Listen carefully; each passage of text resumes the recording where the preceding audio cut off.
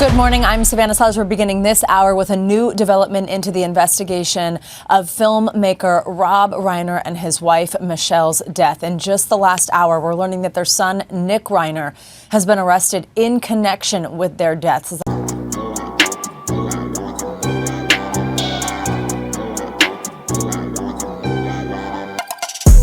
It comes after paramedics and police were called to the Reiners' home yesterday afternoon in the Brentwood neighborhood.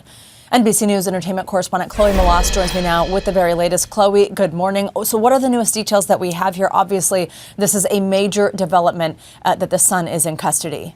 Hey there, Savannah. Well, Nick Reiner, he's 32 years old, and he and his family have had a lot of ups and downs over the year. He has a long history of drug and alcohol addiction, which began in his teens.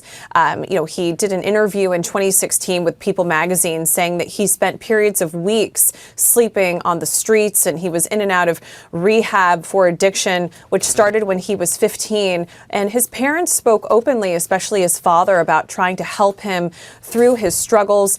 They even put out a movie several years ago about a young man by the name of Charlie that was based on Nick's life, and the relationship that he had mirrored the one in which he had with his father, Rob Reiner. And they did several interviews together. As you can see in these photos, they did an AOL Build series. They did interviews with The Hollywood Reporter, and they talked about the struggles that they had over the years. And Rob Reiner said that he gave a lot of tough love to his son, and it was really working on this film and this project in which he really saw addiction through the eyes of his son and realized that perhaps he had given too much tough love and shouldn't have listened to the experts so much and really listened to his son more.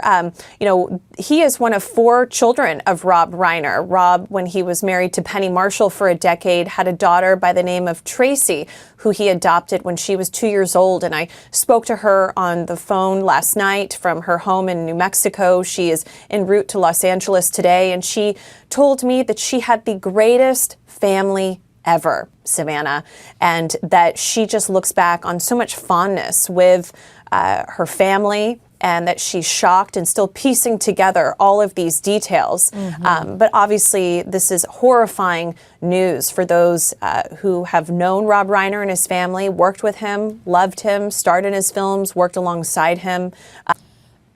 Chloe, tell me a little bit more about the reaction that we've seen pouring in. I mean, I know it's from people who have, as you mentioned, starred in his films, worked alongside him. You mentioned the reaction from his own daughter, but tell me a little bit more about all the things that we're seeing posted online this morning. Sure. So Paul Feig, he posted a picture of himself with Rob Reiner saying that Rob was my true hero, a true visionary titan, and a lovely, lovely person. Josh Gad from Frozen posted on Instagram, "I cannot express how much this hurts. He cared so much for those who had no voices. The loss is devastating." Elijah Wood posting on X, horrified to hear of the passing of Rob Reiner and his wonderful wife, Michelle. So much love to their kids and family. And also, let's talk about what Ben Stiller also said on X. He said that Reiner was a kind, caring person who was really, really funny and made some of the most formative movies of my generation. I mean, speaking of those formative movies, When Harry Met Sally, A Few Good Men, Sleepless in Seattle, right? These are all films that have had an indelible mark on the entertainment industry, and no doubt more tributes will continue to pour in. NBC News notes that an arrest does not imply guilt or a conviction. Legal experts explain that investigations involving family members are often complex and can take considerable time to fully develop. At this stage, prosecutors have not outlined how the case may proceed, and no timeline has been announced for court appearances or formal charges. Addiction can make you feel trapped, like you're fighting a battle no one else can see. It doesn't matter how strong you are or how much you want things to change. Addiction isn't a failure of character. It's a condition that affects the brain, behavior, and emotions. And the most important thing to know is this: help is available and recovery is possible. Reaching out for help can feel overwhelming. Fear, shame, or the belief that you should be able to handle it on your own often stand in the way. But asking for support isn't weakness, it's courage. It's the first step toward reclaiming your life. Help can take many forms. For some, it starts with a trusted friend or family member. For others, it means speaking with a doctor, counselor, or addiction specialist. Treatment may include therapy, medical support, group meetings, or structured recovery programs. There is no single path that works for everyone, and that's okay. What matters is finding the support that fits you. Recovery doesn't happen overnight. It's a process of learning, healing, and rebuilding, one day at a time. There may be setbacks, but they don't erase progress. Every step forward counts. If you or someone you love is struggling, you don't have to face it alone.